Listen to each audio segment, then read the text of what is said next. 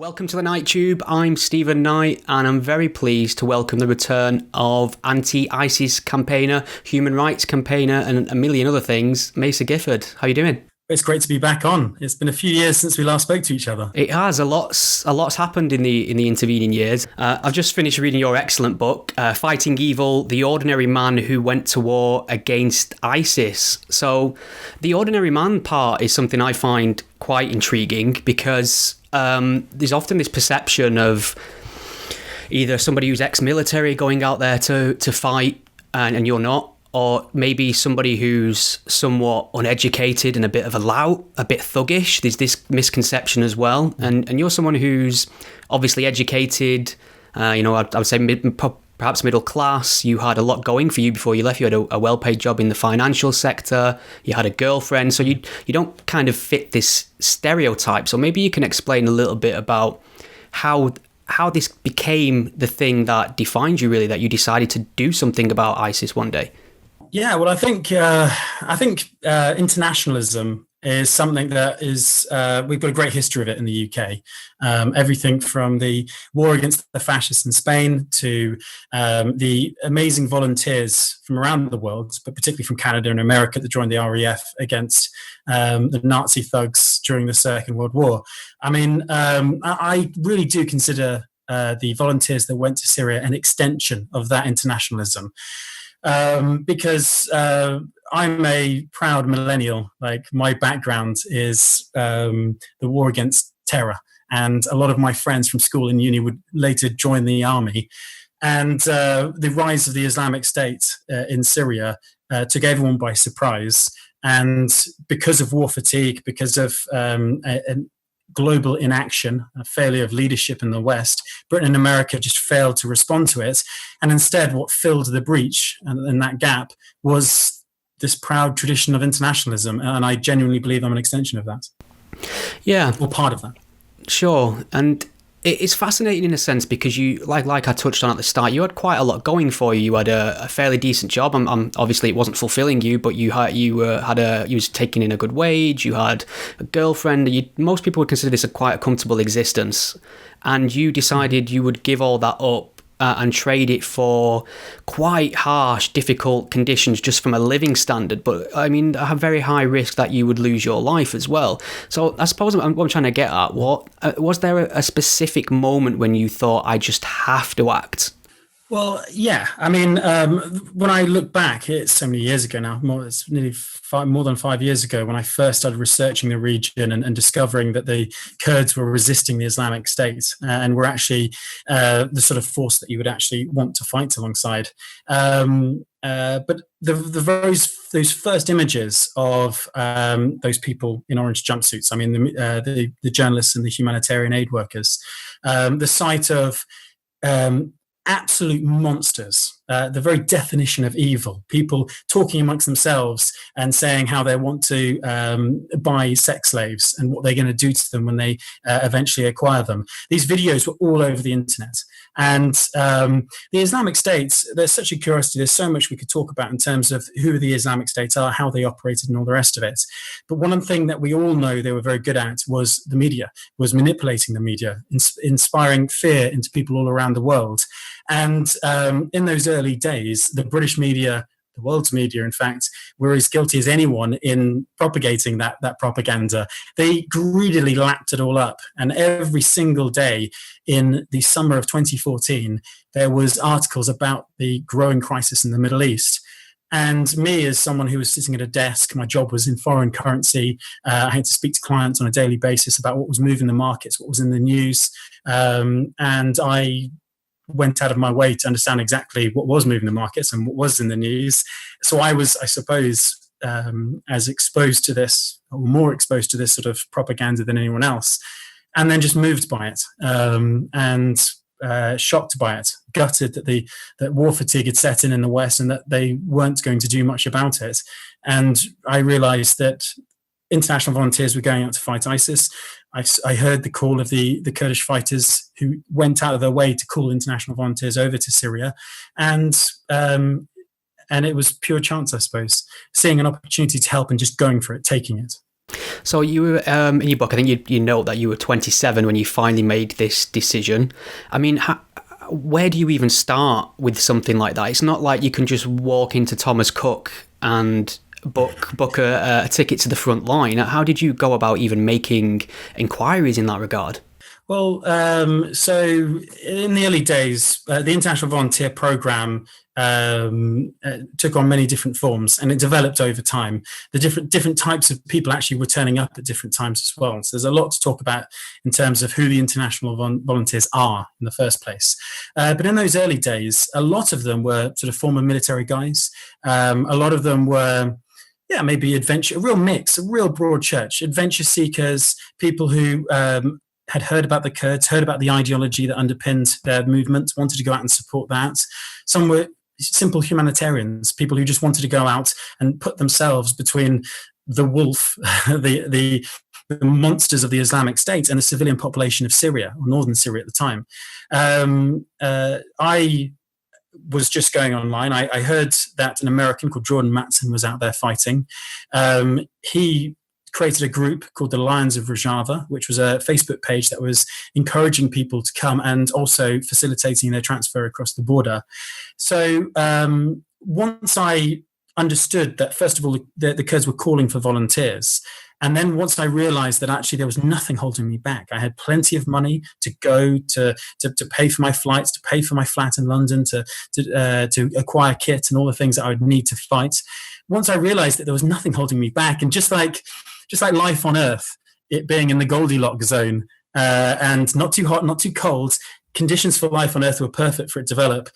Conditions for my going to Syria in 2014 were perfect as well. There was really nothing holding me back. And once I wrote to the Kurds and said that I was willing to come out and fight, they were the ones who did the hard work. I paid for the flight, went over there, and they took me straight across the border. And that was that was New Year's Eve. It was New Year's Eve 2014 when I was in the mountains of northern Iraq, and New Year's Day 2015, I was in Syria for the first time. And 3 years in total you spent fighting abroad. Mm-hmm. And in that 3 years, how many times did you return home? So I returned home twice in the time that I was between 2015 and 2017. I say 2015 because that's when I really officially start my time in Syria. And right at the end of 2017, in October 2017, was when we liberated Raqqa. And that's when I left Syria for the last time. So my first sort of tour, you could call it, was 6 months. That's arriving in January 2015, fighting for 6 months until Hamas, till Tama, and then coming home in that summer. So mostly the winter in Syria. Then going back in 2016 to fight in Manbij, Shadadi. The fighting then starts to build. It starts getting worse and worse and worse as time goes on, as ISIS are really collapsing. And it ends in the final battle for Raqqa, which is Berlin, 1944. And that's what Raqqa was for Syria, and it was a dreadful and terrible battle. Okay, well, I would obviously want to talk about that in some more detail, but while we're on the issue of you travelling out and coming back, what is the legal situation there? I mean, obviously, getting out for the first time is probably, I don't want to use the word easy, but more simpler than returning once people and the authorities are aware that you're out there. So I'm assuming there's some sort of greeting, or was there any sort of detention when you arrived back in the country? What happened? Well, for me, I think it depends who you are and when you go and why you go, and all the rest of it determines the response of the British police and stuff. So when I went out originally, I used a fake name. Macer Gifford's not my real name, and there's many reasons for deciding to change my name and going under an alias. One is the fact that I want to keep my family safe. The obvious reason is security. Another one, of course, is the less obvious. It's just simply that this is not about me. This is actually creating a new identity, going as an international volunteer to fight alongside the Kurds. I knew that fighting would actually be the least that I did, that actually the most I could do as a volunteer is actually talk about it, to write about it, to go to meetings when I got back to the UK. So, going to Syria was pretty straightforward. I mean, many different types of people turned up, and it developed over time. So I've completely lost myself. What was your original So question? yeah, I mean, I've got visions of you coming back through the airport and instantly having cuffs slapped on your wrists. Yeah. So when I came back to the UK in 2015, I breezed straight through the airports because they didn't know my real name. They knew me as Macer Gifford.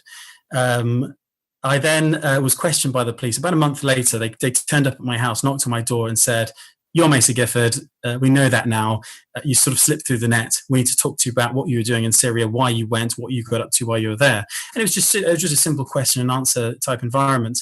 And towards the end of the meeting, they were actually far more concerned about keeping me safe rather than anything else. And I sought legal advice. I sought their advice as well. And the legal position is very hazy. Like, it's not illegal to go abroad to fight per se. In fact, the only thing it's illegal to do is if you go abroad to fight for an ideology, or if you're trained in a particular way. There's many different ways that they've restructured and rejigged the anti-terrorism laws to try and make it as vague as possible so they can clamp down on people.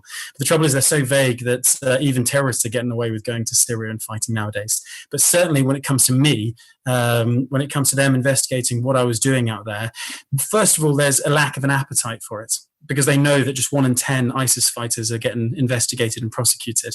So actually coming after me, a guy who simply states in the media that I went because I believe in the Syrian people, that I hate the Islamic State. They are terrorists and known terrorists. I think everyone agrees there. And it's the clearest lines of good and evil in a conflict since the Second World War, certainly. So I think they realized that I was not on the bad side, that I wasn't going to commit an attack in the UK or be any problem in the UK. So they allowed me to come back to the UK. When I said I was then going back out to Syria, again, they couldn't stop me because I wasn't breaking any laws. They warned me. They made me sign documents simply saying that if I was captured by ISIS, that they wouldn't come looking for me, etc. But over the 3 years, I was in frequent touch with the security services in the UK. And they kept an eye on me, but that was it. They never decided to arrest or indeed to prosecute me. That's not the case for other international volunteers. And as I said, the legal case for going out to Syria is so hazy and so vague that it's just not worth doing. I think it's getting more and more strict. So right. I wouldn't want anyone to think, Macer Gifford goes to Syria and fights the Islamic State. Maybe I can do the same in Nigeria and not get in any trouble. That's just not the case. It's done on an individual basis. It's off my list, I'll be honest. All right, but, you're not booking your ticket. Not keen. Damn, my ticket was booked already. Well, I mean, what's interesting there is you've mentioned you've not got a military background. You're not, as far as I'm aware, previously trained in firearms. We live in a culture that doesn't have firearms to any significant extent. Feels like somewhat of a disadvantage. And you're going out there. I mean, what sort of training system is set up for somebody who goes out there who possibly hasn't got any idea how to use a gun or doesn't have that military mindset already? Well, actually, funnily enough, it seems like a disadvantage, and I can see that totally. But strangely enough, it is an advantage, and I'll tell you why. Many different international volunteers went out to Syria to fight. Many were former servicemen, and actually, often former servicemen couldn't cope out there in this environment, because let's not forget that the YPG, certainly when I joined in 2015, was not a professional organization. It was a militia. It was tens of thousands of men and women who in uniforms supplied locally with AK-47s, older than they were. Often in the early days, they were running out of their homes in their jeans, stuff in their pockets with bullets and running to the front line with little to no training. So that's the organization we were joining, and an organization where it's not uncommon for 50% of a unit to be wiped out on any given offensive. And for former servicemen who are professional soldiers to go out in that environment and look at how things are done, they simply say, I can't do this. I don't want to stay here. If I stay here, I'm going to die. Whereas people who are more ideologically committed, people who are going with a huge amount of determination, and they go with the mindset that they are going to completely ingratiate themselves into the Kurdish structure, because there is a massive difference there is a huge cultural divide between the Kurds and the West. And that's something you have to get to grips with quite quickly. If you go and you learn the language, if they trust you, they'll send you to the front. If they don't trust you, they'll keep you back. And any signs of ill discipline will be treated not only a bit harshly, but you'll find yourself completely maligned. You'll be pushed to the side, and then things can only get worse for you, because then you're being held back, and all you want to do is fight. And if the Kurds don't trust you, they just won't send you to the front line. So there's many different ways that the Kurds sort of filtered out who they liked and who they didn't like amongst the international volunteers. But strangely enough, those without the military experience, people like myself, people like Jack Holmes, people like many others I could list, all thrived there precisely because they didn't have any military experience rather than not. And as I said before, this is an organization where this is warfare that's not been seen in 100 years in the West.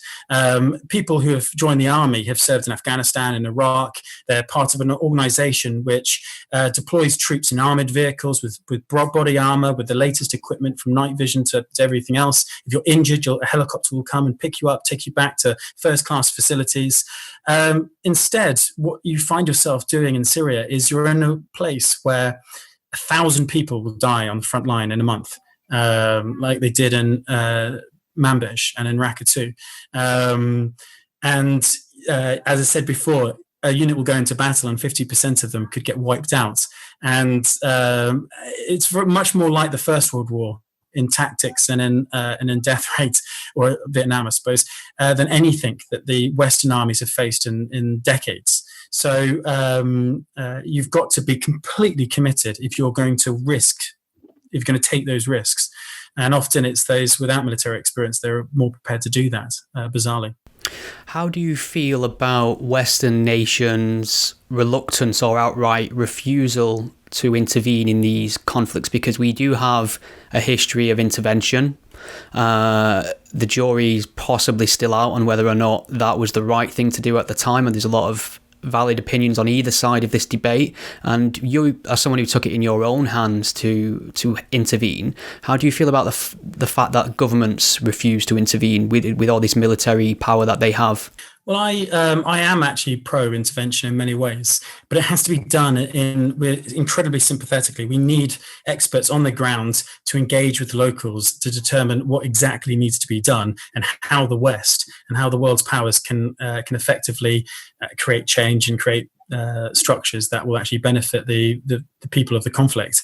I wrote my dissertation, my master's dissertation, which I only did last year, on bottom-up peace building. And one of the case study I used was Syria. And Syria is a very good example of America profoundly changing how it operates in that sort of warfare.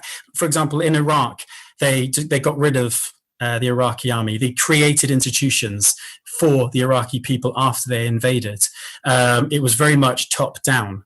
Whereas in Syria, because they, partly because of perhaps the lessons learned in Iraq, but also because of political reasons, they decided not to deploy major forces on the ground, and instead they had to think a little bit outside the box and how exactly they were going to support local people and who they were going to support, more importantly, to fight back against ISIS and sort of inherit Syria.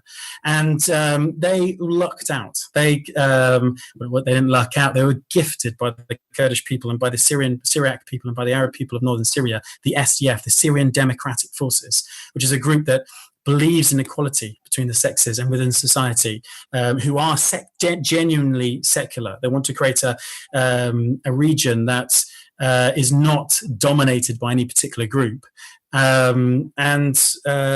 That, as far as I'm concerned, is a perfect example of bottom-up peace building, where the United States supplied weapons to the SDF. They provided many other types of support for them over the years that they were fighting the Islamic State.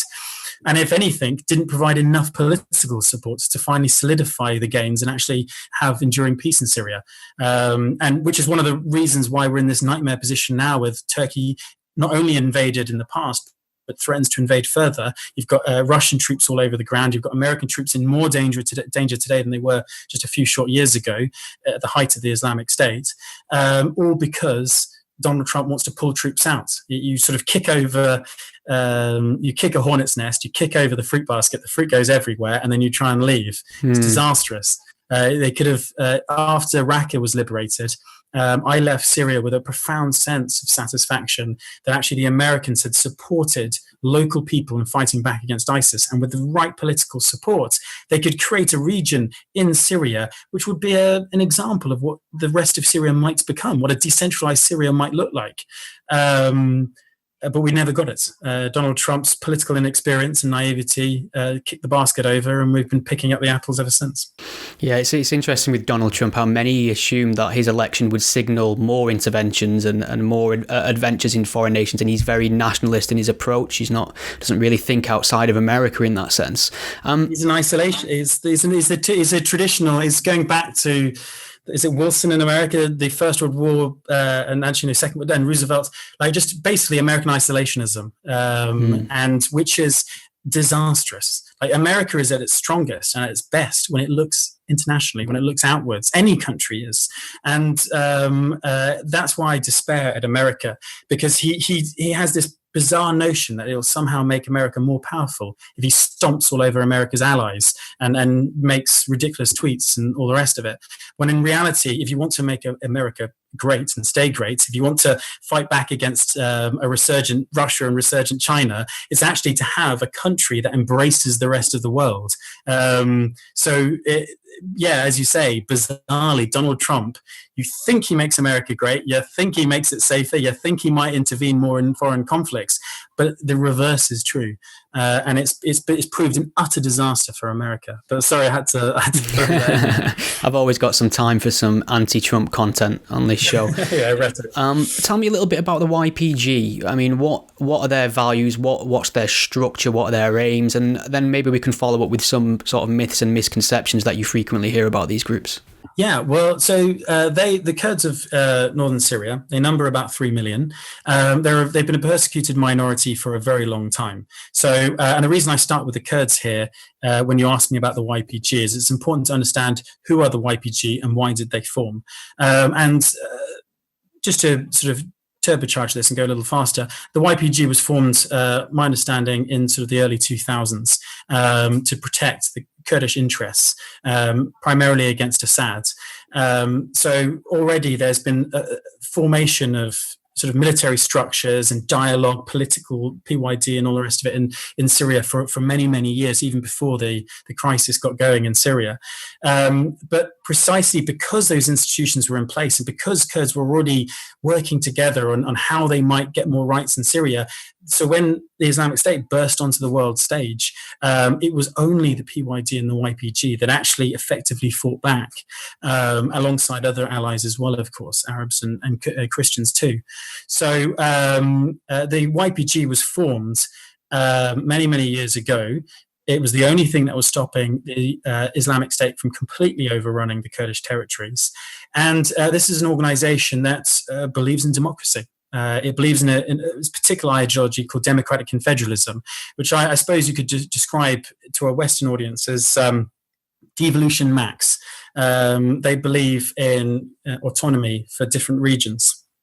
And they just want from Assad, they don't want a breakaway that's contrary to Assadist propaganda and Turkish propaganda. It's not a separatist group.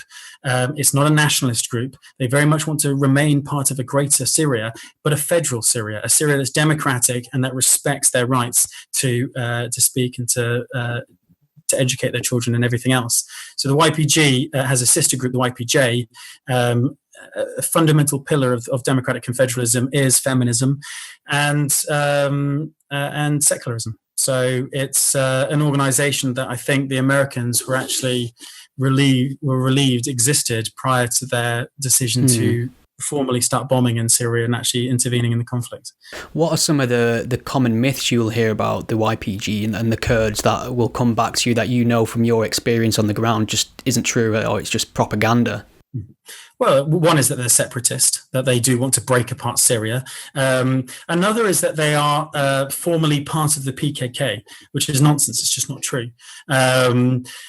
It's a difficult one. It's a hazy reality on how the YPG was formed in those early days, because a lot of people from all corners of Kurdistan flocked to Rojava to protect their communities, including people who might have been in the PKK before. So Kurds from all corners of Kurdistan flood into the country. They start supporting the YPG, which is it's an autonomous military group whose head is a Syrian Kurd, and they're fighting back against the Islamic State. They don't wish to break apart and create a PKK statelet in northern Syria. They don't want to ethnically cleanse, which is by far the most absurd thing I've heard. You'll often hear people from Turkey claiming that Kurds, when they enter an Arab area, that they force local Arabs out, which is nonsense. I was there for 3 years, and the only time you'd see the YPG asking anyone, and it doesn't have to be Arab, it doesn't have to be Christian, it could also be Kurdish as well, to leave an area is for their own safety, because we're literally fighting in that area. The buildings are blowing up, tanks are driving through, and it's the very last place that you'd expect a family to be hiding in. So asking them to leave temporarily to then come back is right and justified. That's why there was a ridiculous statement made by Amnesty International to that effect, saying that the Kurds had ethnically cleansed an area, or had been accused of ethnically cleansing Syria, which a year later or 2 years later, I think the UN released its own report completely destroying that argument. So it's things like that that upset me, because I've been there, I've seen it with my own eyes, I've seen local buy-in from people, not just Kurds, but from Christians and Arabs too. So to hear paid people who work for a variety of different organizations in America and in the West and in Turkey, saying that the Kurds are separatist, that they are dominated and controlled by the PKK, that they are actively trying to remove Arab civilians from certain areas, etc. It's just complete nonsense.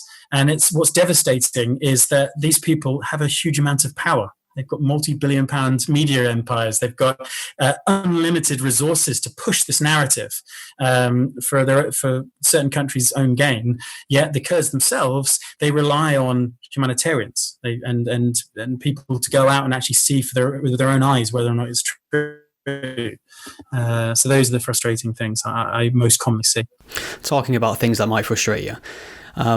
I mean, I as someone I'm very critical of Islamism and Islamic extremism. I have a deep-seated dislike, I don't go as far as hatred, but it might be appropriate, of ISIS. And I mean, even if I was just to remove all the instances of attacks on Western soil and just look at it purely in terms of a human rights issue with their own people, how they've treated the Kurds, the Yazidis, and Muslim dissidents in their own country, is enough for me to genuinely have a lot of anti-ISIS sentiment. However, there's some people who are not as invested in the ideologies and the arguments, or as interested in this topic as I am, especially as you are, who will look from the outside looking in, will just think, well, you've got young British men going to join ISIS to fight for what they believe in, and then we've got young non-Muslim men such as yourself going out there to fight as well. So what is the difference? Isn't this just another form of terrorism? And how do you usually respond to that kind of charge? Well, first of all, the most obvious would be that the YPG is not a listed terrorist group, whereas the Islamic State is. That's probably the clearest divide. Another, of course, is that I didn't go out to kill or to force my ideology on anyone. I just simply went out to defend, to fight back against ISIS, who are, and we mustn't forget who the terrorists are and who the victims are here. It's the terrorists are the Islamic State, who are overrunning communities, whether they're Christian or whether Yazidi or whether they're Kurdish, and trying to ethnically cleanse those people. So for a British man to go out and stand in solidarity with the local people just defending their homes, that it takes a pretty huge leap of the imagination to say, oh, that guy's a terrorist then. It's not the right definition for terrorism. I don't commit violence for my own political ends. I went to defend and to fight the Islamic State and to stop the violence. And I suppose the problem is that 1,000 young British men, far more British men went to join the Islamic State than British men who went to defend local people against the Islamic State. And that is a stain on Britain, as far as I'm concerned. we need to, we're so polarized as a country. We've been polarized for a long time, but since Brexit and since and even recently, our country seems so utterly divided. And because of the advances in social media, I think Barack Obama said it so perfectly well, that people, regardless of whatever your political leanings, you tend to get involved in your own little bubbles, your own social media bubbles, and misinformation and your own ideology just gets repeated back to you by your same circle of friends. And the inquisitiveness, the desire to learn and to explore other people's point of views is just so missing at the moment. And we need to have a conversation in the UK about what kind of society we live in, and what makes people British, what makes people good citizens, and everything else, because it is a genuine stain that 1,000 young British men can join the Islamic State. Actually, more at one point in 1 year, more British Muslims joined the Islamic State than they did the British Army. It's like, wow, that is a shocking statistic. I mean, I went to Syria just to defend. I had a limited time span of when I was going to be there. I wasn't committing myself to a lifetime in Syria. I wanted to leave Syria once we liberated Raqqa. So there is a fundamental difference between those that went to join the Islamic State and myself. Too many to even go through now. How often, just out of interest, do you hear this accusation thrown at you that you're simply just another terrorist fighting for an ideology? It's often. I think 90% of people are broadly supportive. I think there's the 10% that are not. There's many different reasons to be supportive or non-supportive, and there's different questions to be raised. For example, why were you so quick to pick up a gun? Why didn't you first work for a refugee camp or something first? Again, quite legitimate criticism, quite legitimate questions. I was always saying from the very beginning that I wanted to. The very source of the problem was ISIS. That was the reason we had the humanitarian crisis of hundreds of thousands of people every year flooding into Europe. And you see the horrible images of little children floating face down in the Mediterranean because of the violence in Syria. And all I was seeing from the Western governments is them trying to deal with the effects of terrorism in Syria, talking about, okay, how many refugees can we take? It's like, wow, that is completely the wrong thing to be thinking about now. Of course you should be thinking about helping refugees, but your first point should be, how the hell do we kill and destroy every single member of the Islamic State and support local people in rebuilding their country? And instead, one of the things I'm most critical of, and I've been criticized for this statement in the past as well, is to say that Germany is profoundly wrong to take in 1 million Syrian refugees. Germany basically did a brain drain on Syria. All the people who could afford to leave, the middle classes, flooded into Germany and now are now living a new life in Germany. Whereas I will drive through northern Syria and I'll see entire communities either dead or fled. And you think to yourself, wow, who is going to inherit Syria? This beautiful country with an ancient country with a beautiful history and culture. And instead of thinking to ourselves, how are we going to defeat these violent knuckle-dragging thugs who want to destroy all this culture and who want to just turn and create this worldwide global caliphate under a black flag of death. Instead of thinking like that, we just simply think, okay, well, we'll send our solidarity to Syria and we'll send our commiserations to whatever community gets blighted by some violence. But instead, we'll think about how many refugees we take in and everything else instead. And we're just not going to the very source of every problem that we encounter, because there's no political leadership. There's no desire or will to affect real, genuine change. And I think that's the trouble with most campaigns, everything from Black Lives Matter to things in Syria. I genuinely think the leadership of these organizations and these causes are let's just say, are terribly bad. Yeah. Poorly run, and will never achieve what they want to achieve if they keep doing what they're doing. I agree. They seem to hone in on a very genuine and real problem, but the the solutions to the problem are not up to scratch as far as I can see. You used the expression death cult there to describe ISIS, and I completely agree with that summary. Now, I just wanted to get your opinion on how much ideology plays a role in their desire to fight and what they want to do versus the popular narrative about Western intervention, which seems to be something that still has legs, this narrative that were it not for our misadventures in the Middle East or the way we treat certain societies, ISIS wouldn't exist. It's kind of like our own fault, it's our own doing, and there's not a lot of people that tend to really understand how ideologically motivated this is. So maybe you could speak about how much of that you were aware of before you went, and whether or not you changed your mind or just strengthened your views on this. Well, it's well, for a start, I don't agree, and I think I said this at the beginning of the book, that often people say, "Oh, the cause of the Islamic State is the United States and the United States invasion of Iraq in 2003," which I wrote in the book that I disagreed with. That actually, in 2011, when the Islamic State really started to develop and grow, and the conflict started to develop in Syria as well, Iraq was in a reasonably sound place. Sectarian violence had decreased enormously after the American surge. America was pulling troops out, and the trauma of years and years of violence had led the Sunnis to start thinking to themselves, right, we're entering a new phase. Saddam is now a distant memory. We now need to look to the future. And it was really, Maliki, the president of Iraq, whose malignment and persecution of Sunnis really gifted a lot of Sunni youth to the Islamic State when it really got going. But if you look at Iraq just before the invasion, it's true to say that the invasion did create some of the fertile ground for the Islamist rebels who eventually became the Islamic State. It did provide some of that fertile ground. But remember, Zarqawi, the godfather of the Islamic State, and the most vicious elements of the insurgency in Iraq came from Al-Qaeda. The ideology itself that underpins what ISIS is trying to achieve and what they fight for has existed for many, many years, for an age. It's a real, again, just like I said about my own reasons to going out to Syria, being not too hot, not too cold, it being in the Goldilocks zone.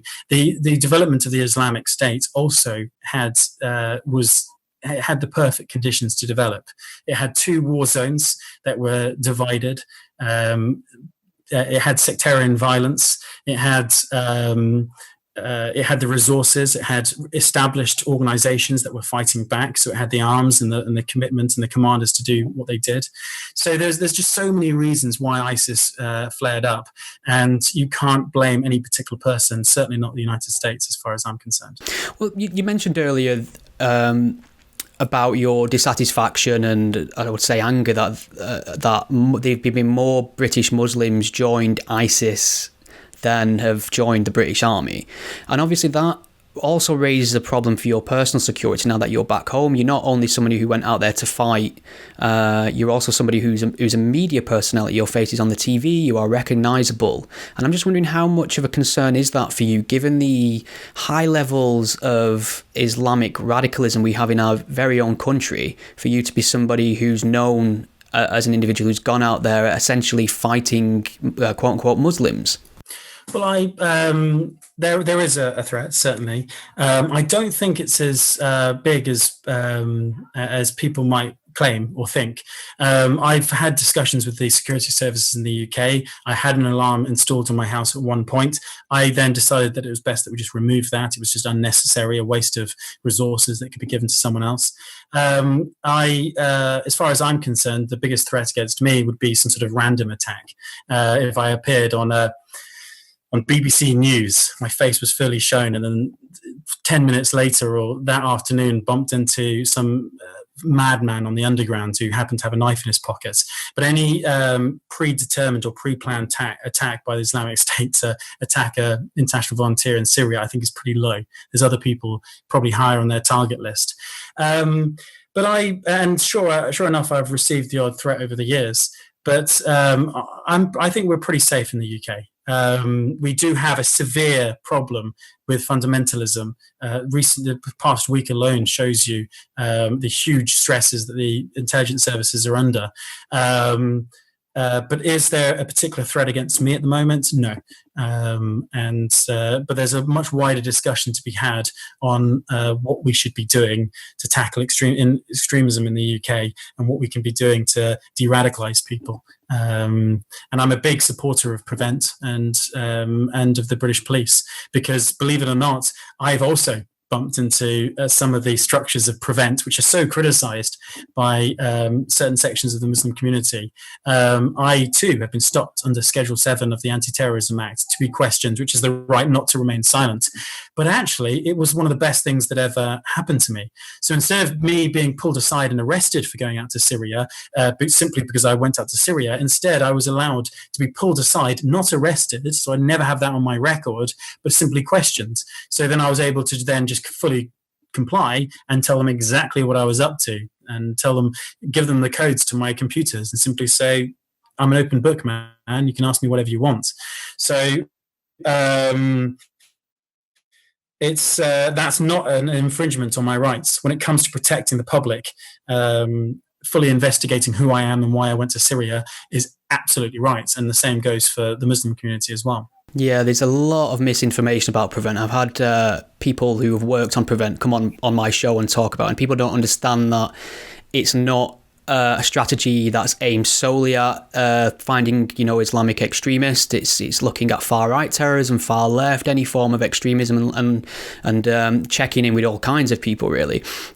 Keeping on the topic of Islamic radicalisation, we've just recently had 3 people killed in a park in Reading, and it's looking more and more likely that this might have been an Islamic terror attack. Obviously, there are other components that might factor in at some point, maybe substance abuse, maybe mental health issues. They should all be considered. But I'm not sure if it's my own biases or whether there's something to this, but I feel like foiled Islamic terror attacks, or even Islamic terror attacks now, have a very short shelf life when it comes to the news and our public attention. It seems like we have almost given in on this issue and just accepted it's a normal part of life now. I don't know if you've got that feeling too. Mm-hmm. Well, yeah, it's been said by the London mayor, that very phrase, where you probably got that terrorism is just a part of life. It doesn't have to be. It really doesn't. And there's a huge amount of work that needs to actually de-radicalise and prevent in the first place. And some of those involve a huge amount of reflection as a society, and even talking around complicated and controversial subjects about multiculturalism. Is there between multiculturalism and balkanization of a society, whereby where communities feel completely un-British? They feel like they're from another nation, whether it's, I don't know, say Pakistan or India or Cuba or whatever, just simply a Cuban living in England, and their British passport is just something that gets them across borders. And that is something that I think we need to challenge. We need to make people feel British. And one of the best things I've heard in recent years about that very subject is by, I think, Daniel Hannan, what he said a few years ago about even the nature of being British, what makes someone British, and that we've never had an ethnic definition of our Britishness. And in fact, it's always been a civic notion. And you can be Black British, Pakistani British, and you can be living in the wider community, just as proud of their British identity as their ethnic identity. But there is a substrata, there is a lot of people in the UK who are not. And that's something I think we need to challenge. So that involves, that's just one part of a much wider problem. So that involves us education, people in schools. What do we teach people? And how do we create institutions that really bind our nation together? And if we do that, if we have those serious conversations, then we can actually start thinking about we might actually see some genuine results from them. But unless we do that, then we stay divided, we stay polarized. But I feel that we don't have much political will in the UK to have these sort of conversations. Yeah. It's quite sad. I think the idea of an English or British identity isn't a bad one per se. It's just on a surface level reading of it, it's often lumped in with nefarious elements such as white nationalism or white supremacy, and people often are very suspicious of the idea of having a British identity. And I really do think we need to get back to this idea of democracy and freedom of expression and education and things like that being core, quote unquote, British values that we can all rally behind, because I think identity politics seem to be dominating the news in quite a big way, and I think there's going to be quite a nefarious response to that in the sense of an almost white nationalist resurgence. So we need to find a way of avoiding that kind of thing. And I think you touched on it there when you said education's probably the key as well. One of the things that really struck me about when I read through your book and your experiences out there is a lot of the highly stressful and traumatic experiences you had there. And the issue of PTSD came up a little bit with other people you'd met, and how that can be debilitating for people returning from conflict zones and things like that. And you ended the book with saying, fortunately, this isn't something that's affected you in any large sense. And I'm hoping that's still the case, but I was wondering if you could elaborate a little bit on why you think you have not been affected with PTSD, given what you did witness out there and what you did do. Yeah, well, I think it certainly taught me that PTSD is a insidious and often a very subtle and vicious enemy and challenge that someone has to face if they do go through trauma, and people are unique, and that they will deal with that trauma in different ways. Me, myself, I went through all kinds of terrible experiences in Syria, and I left in 2017. And by the way, I think it affects you at different times, and I think you can get over PTSD. You can sort of have it a little bit for a year or two and then it disappear.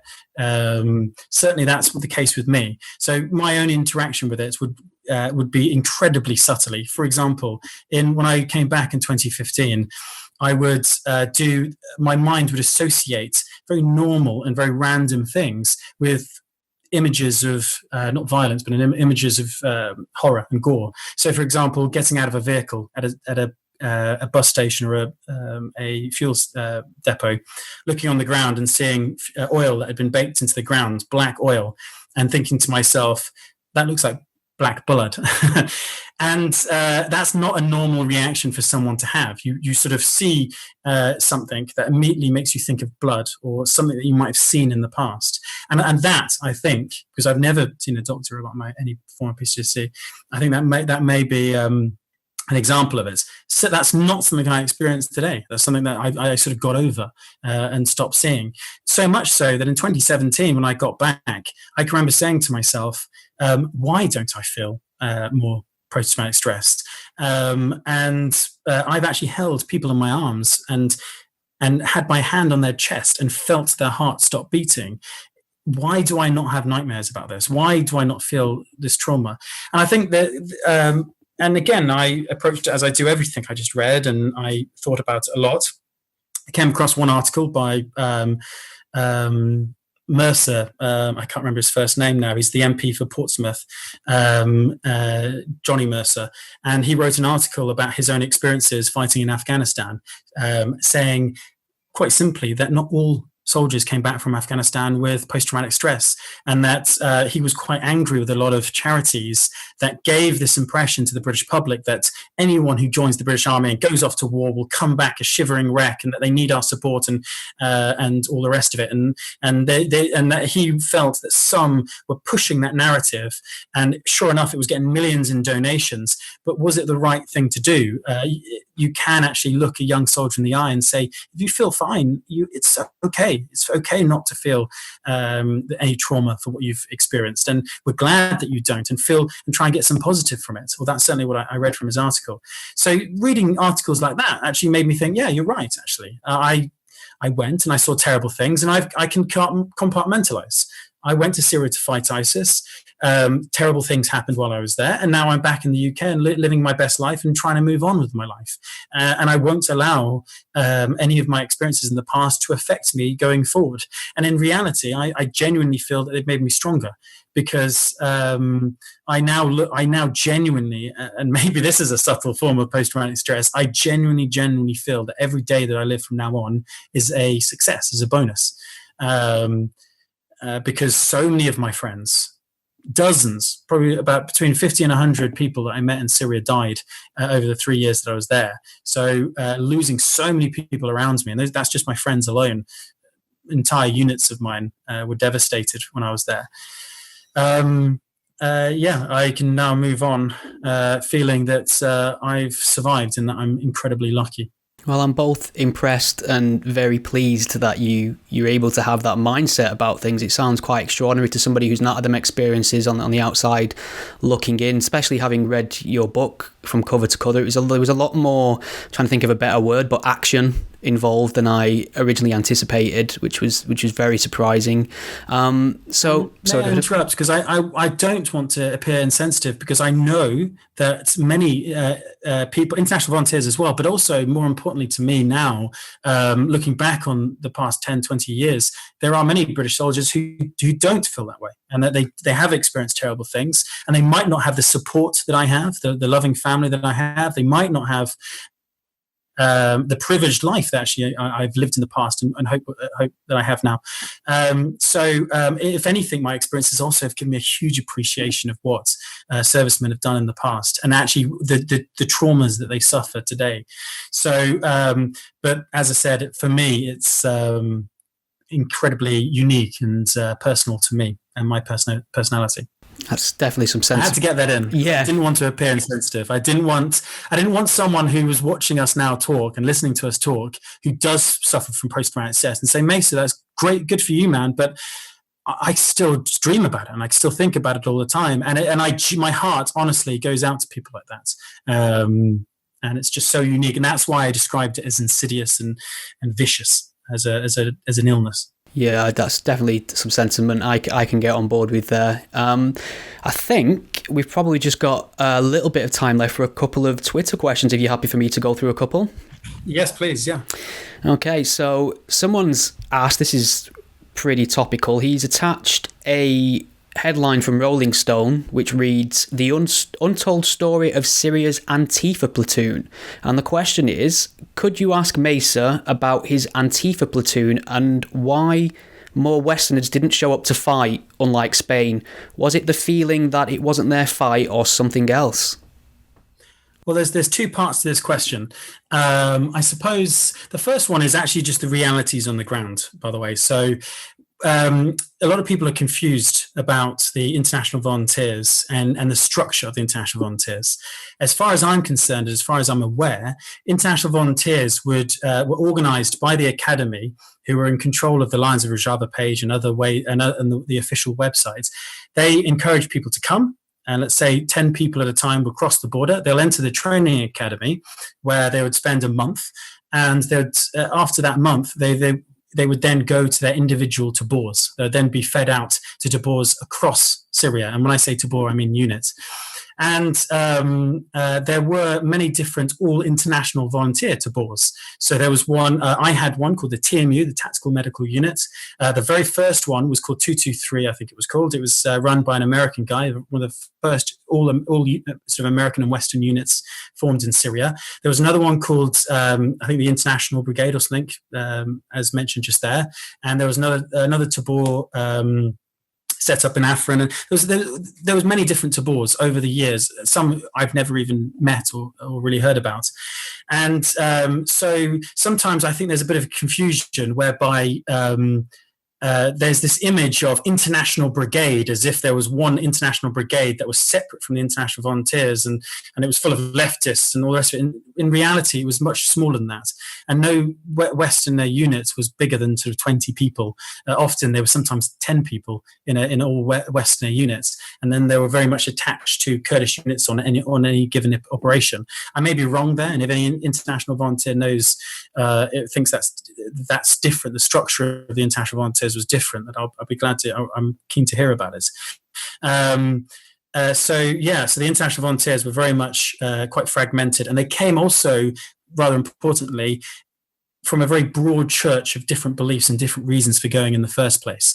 Towards the latter part, the last 3 years, it's been very much from the left. It has been much more like the international brigades that joined the fight against fascism in Spain. Whereas in the early days, when I first joined, a lot of the guys were just former soldiers that wanted to fight ISIS. And they would often meet the Kurds and actually start believing the Kurdish ideology, but their main motivation for going in the first place was simply fighting the Islamic State, which I respect and is absolutely right. So the one thing I urge people to do in the book is not to look at the International Volunteers as a collective. Don't think of them as all good or even as all bad. We all went to support the Kurds, and the main focus of the International Volunteers is really as a spotlight that shines on the heroism and the bravery and the amazing local people of Syria who joined together in that hour of need and created the SDF and other institutions that I think are an inspiration to the world. That aside, talking about internationals and why not enough turned up and less turned up to Rojava than, let's say, again, when the fight against Franco-Spain was at its height. David Graeber, the academic from LSE, a great guy, been to Rojava a few times. He wrote an excellent article in 2015 about this very, very topic. He sort of despaired at the inactivity and the lack of internationalism from the left, that this was a very clear-cut example of an organization that appealed to everything that they say that they are fighting for and what they want in the world. And he sort of despaired that we could have millions of people on the streets of London saying, why aren't we supporting the Kurds? Why aren't we getting more aid and military support to the people who are fighting against the Islamic State? And so I would direct people to look at that article and his reasonings perhaps behind it as well, and his own frustrations. Me, myself, I think the left has shifted over the past few years. I genuinely think there's less internationalism there. I think they are horribly divided and horribly focused on issues that really shouldn't concern them. It's not particularly interesting. While the left is debating whether or not Lord Nelson is a white supremacist, there are other leftists around the world who are fighting for goodness, who are fighting for international solidarity. And until we stop listening to these morons who only seem to want to get into The Guardian and to hear on shock jock things where they can sit on Sky and look into the camera and devalue and degrade working class people in the UK, until we stop doing that and actually start looking to internationalism again, the left will never actually, I can't see, I've got such a hopeless vision for the left in the UK at the moment. And it's so frustrating because these are the very people that should be the opposition in the UK. It should be British democracy works the best when you've got a great opposition and they're really holding the government to account, and you've got a real chance of winning the next election. So there's some urgency from the government in power to actually do something and to actually do what the people want them to do. But until the left leaves the protests behind and leaves the student politics behind, then genuine causes of internationalism will never take root and never take off. And I know a lot of my friends will disagree with that, and I'm sure some people will I look forward to people writing to me after this, but that's genuinely how I feel at the moment.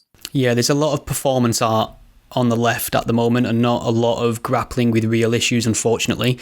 I feel like I'm the last sensible leftist sometimes and clinging on for dear life to that centre at the moment. Last question, I suppose, and this conversation could go very south depending on how you answer, I suppose, but Harem's asked, if you were put in charge of ISIS prisoners in Rojava, what would you do? And second part of the question is, can you field strip an AK-47 in under 30 seconds?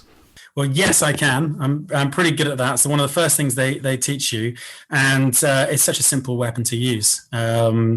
And no wonder so many children use it around the world. That's one of the devastating things about the AK-47 and its impact on conflict around the world over the past 60, 70 years or whatever. In reality, in terms of his main question, I would actually have we need more internationalism. We need Britain and America and the West generally to really start funding the prison system in Syria and supporting a judicial process as well. There's clearly no desire for the West to take back their fanatics and the people that helped destroy Syria. So I'm fully on board with them actually facing trial in Syria. But as long as it's an effective one and one that's recognized by the world,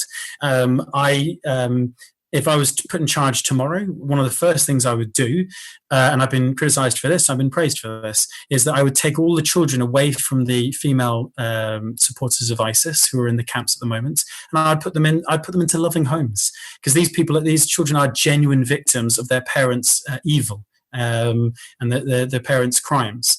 And the females have this sort of get out of jail free card when it comes to their children, because often the women were sometimes the most violent. They would literally hold the Yazidi girls down while their husbands raped them. They were very much part of the Islamic State, patrolling the Hizbah, patrolling the streets of Raqqa, beating women who weren't wearing the burqa. They were armed as well. They were on the front line on several occasions, particularly towards the end when they were most desperate.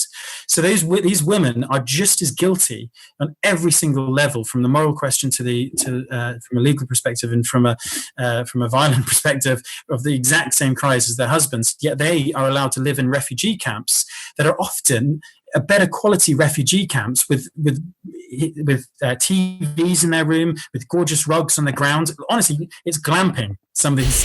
Shamima Begum, her tent that she lives in now is better tent than I've ever been in my entire life. The soft cushions that are around her, the TV, the satellite TV she's got, and it's just frustrating to me that Yazidi girls are in refugee camps with their fathers murdered in ditches, as with lying alongside the bodies of their brothers.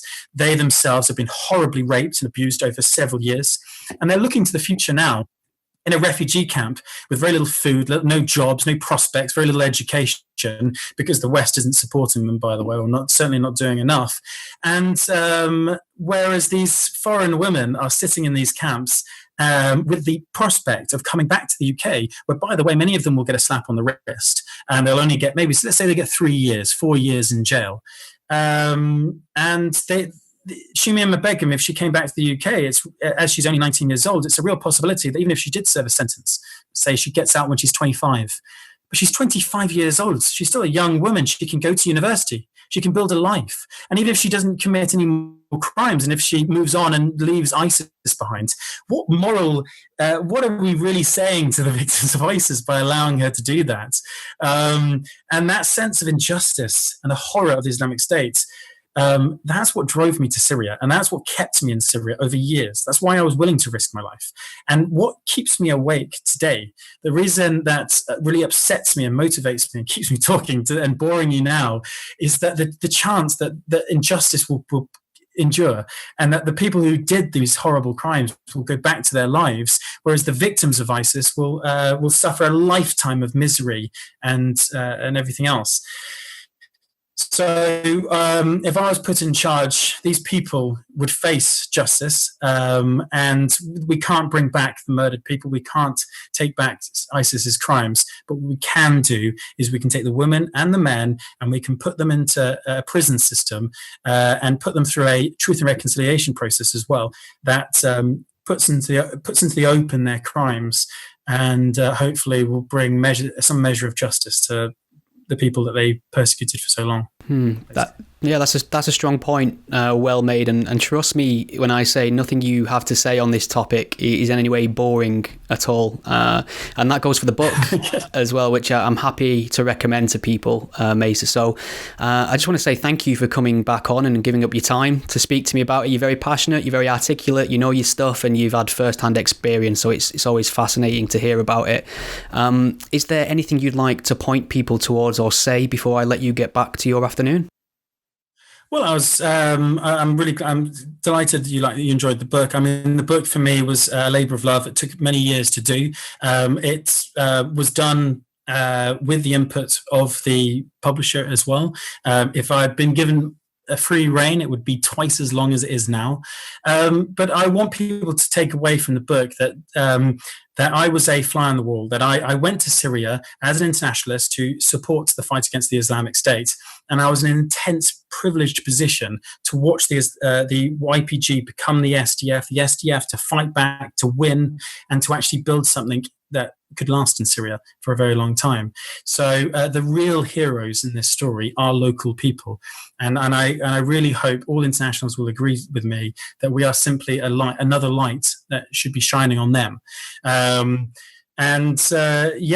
If people want to get more involved with the fight against the Islamic State and the process in Syria, just to add me on social media, to add groups like the Rojava Information Center, and really start lobbying their politicians and saying to them, look, the answer to the question, the problems in the Middle East, they have existed in Syria this entire time. We can't say that we from the West will top down put the institutions and our democracy on you. We've got to listen to local people and what form of democracy that they want.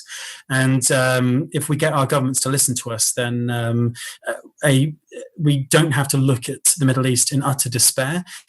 We can actually say there's a genuine revolution and a new enlightenment in the Middle East if we nurture it and support it, that could actually shine for many more years to come. Okay, that's a really strong message to end on. Macer, thank you very much for giving me your time again. It's been great. Thank you very much. Pleasure to be on.